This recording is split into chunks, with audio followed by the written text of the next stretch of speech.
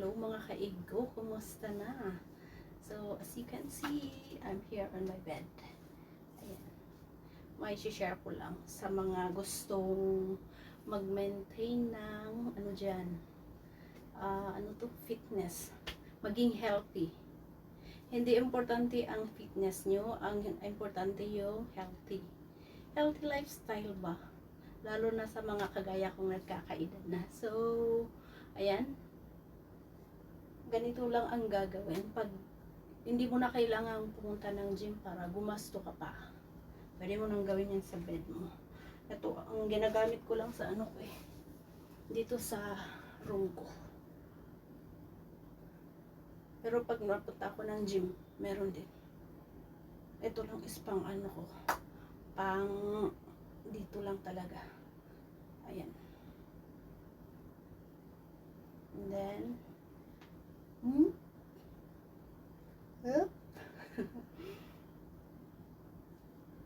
okay, yan. Basta bilangin mo lang kung ano yung kaya mo. Papakita ko lang. And then, siya. Ayan.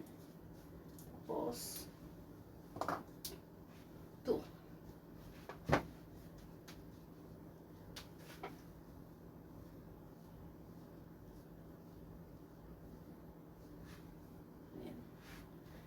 Para dito sa and then sa bed is yung ito.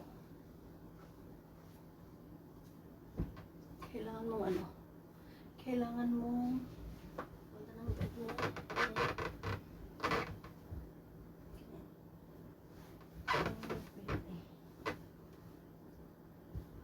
Okay. Resto. Yan. Masasayad yung mo. Tapos, look straight. 1, 2. Ganun lang yan. Pamadali yan. I-look straight mo lang.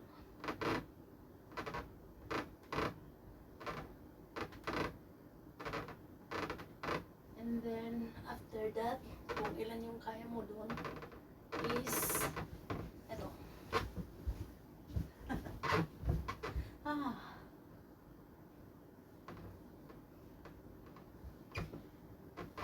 Oh, lie down straight.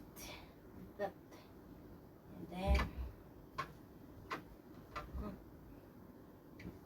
tapos, 1, 2,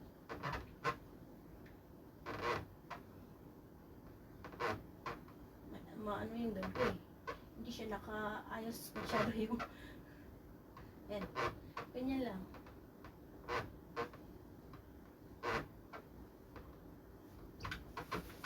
Tapos after that pwede mong itaas ang paa or ganun.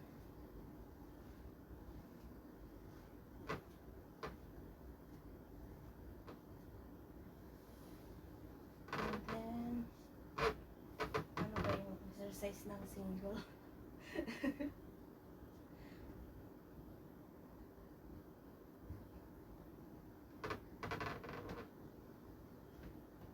Oh, tuk. Almost everyone. Silahin mo lang yan. Huwag mong isunod yung kamay mo. Naka-straight ka lang na ganyan. Okay.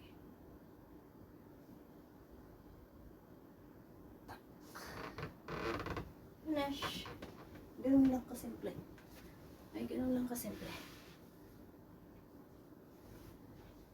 Para sa healthy buhay. Ay, makit na yung limit.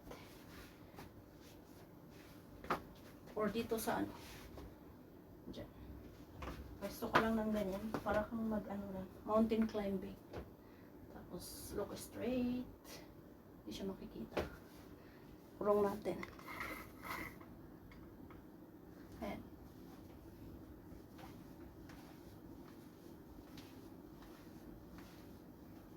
Para dito. Mababa yung ko. So, ganyan lang. Kasimple ang buhay ng igorot.